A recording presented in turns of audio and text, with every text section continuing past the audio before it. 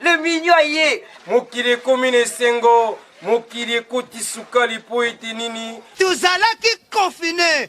Menangongo YouTube était confiné maintenant. Mosakoli Shako TV. Mosakoli Shako TV. Mosakoli Shako TV. Mosakoli Shako TV. Mosakoli Shako télévision. Chaîne za moko. Ngana ebisi bino boetala. Bon s'abonner vraiment massivement na Mosakoli Shako TV. S'abonner massivement na chaîne Oyo. Mosakoli Shako télévision. Kule place tomona babiloko akanda. Boku banda kumona ba comédie ya kitoko. Kaka awana. Mosakoli Shako TV. YouTube est comme elengi. Yako mwana bagai. Uzana besoin ya kutala ba théâtre ya bien. Ba émission.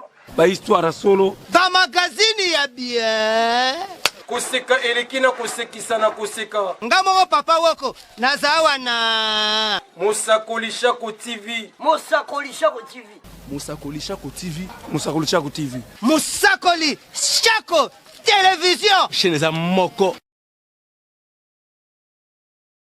Comme nous disons, la première palette est au Ekiti, au premier carton au Ekiti dans ma belle. Les bons mots, carton du Kosovo.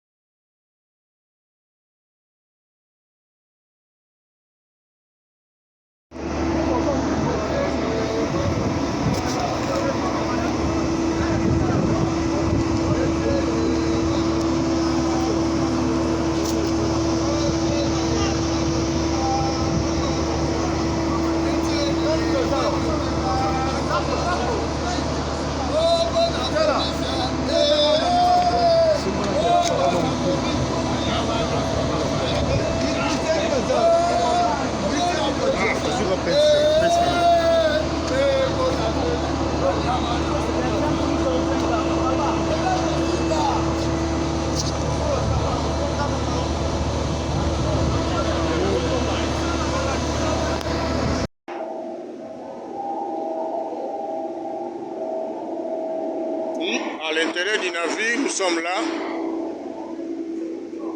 Comme vous voyez, les images parlent déjà de l'arrivée du premier lot de 1145 tonnes de vivres frais en provenance de la Namibie, selon les échos que nous avions reçus.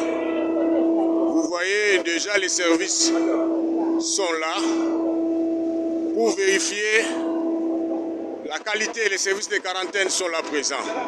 Ils vérifient les services de l'OCC, ils vérifient en attendant qu'ils puissent commencer à décharger les produits.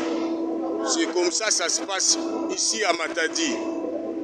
Dès qu'un produit arrive, un produit alimentaire, le premier problème c'est de vérifier la qualité par les services de la quarantaine et de l'OCC. Nous sommes là. Vous allez voir. Je vais monter.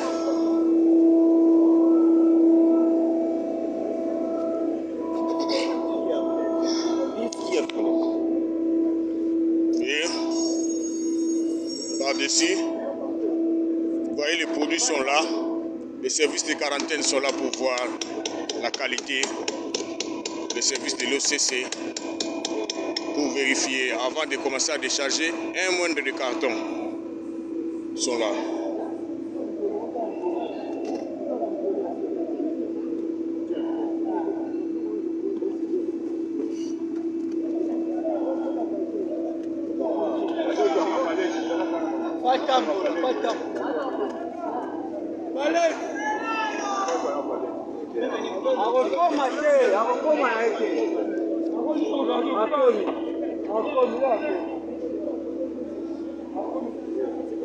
Voilà les majestés fleuves Congo.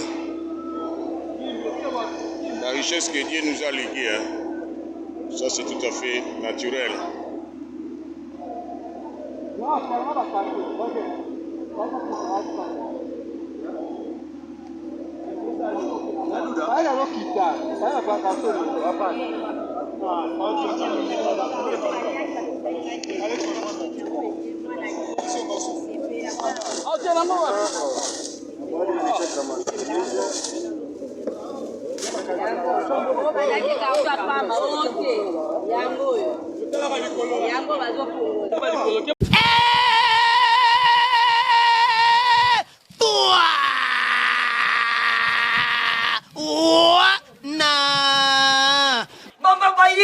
Voyez, le mignon aïe. mokili ekomi na esengo mokili ekoti sukali po ete nini tozalaki confiné mais na ngongo YouTube était confiné mena mosakoli Shako TV Mosakoli Shako TV. Mosakoli Shako TV. Mosakoli Shako TV. Mosakoli Shako télévision Chaîne za moko. ngai nayebisi bino boye tala Bosabonner vraiment massivement na Mosakoli Shako TV. s'abonner massivement na chaîne oyo Mosakoli Shako télévision. Kule basi tomona babiloko akanda. Bokubanda kumona ba comédie ya kitoko kaka awa na Mosakoli Shako TV. YouTube ekomi elengi. Ya komona ba guide. Uzana besoin ya kutala ba théâtre ya bien. Ba émission. Ba histoire ya solo. Ba magazine ya bien. koseka eleki na kosekisa na koseka Nga moko papa woko nazawa na Mosakoli Shako TV Mosakoli Shako TV. Mosakoli Shako TV. Mosakoli Shako TV. Mosakoli Shako télévision. Chaîne za moko.